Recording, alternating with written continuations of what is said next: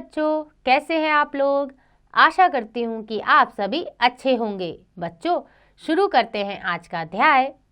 पेड़ अगर चलते होते। यह एक कविता है।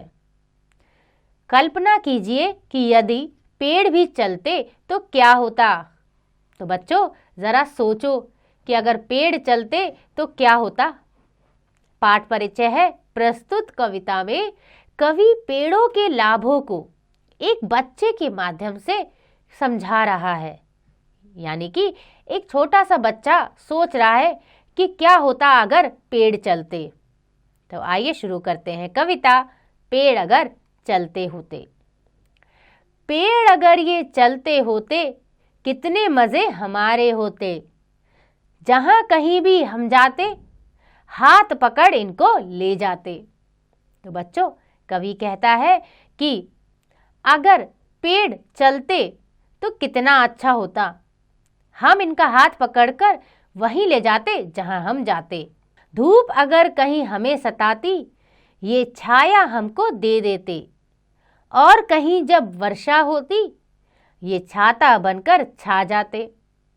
तो बच्चों, क्या कह रहे हैं कवि कि जब तेज धूप हमें सताती, हमें परेशान करती, तो पेड़ हमें छाया दे देता।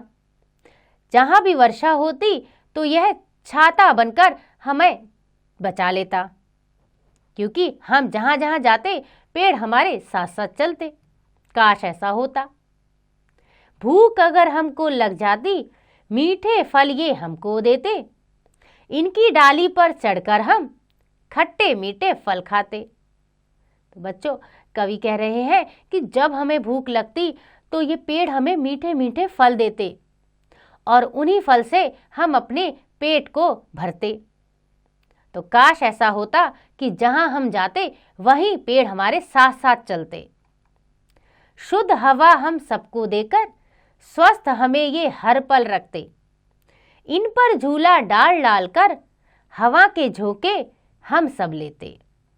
तो कवि कह रहे हैं कि शुद्ध यानी ताज़ी हवा हमें पेड़ देते और हमें बहुत स्वस्थ रखते हमेशा ही।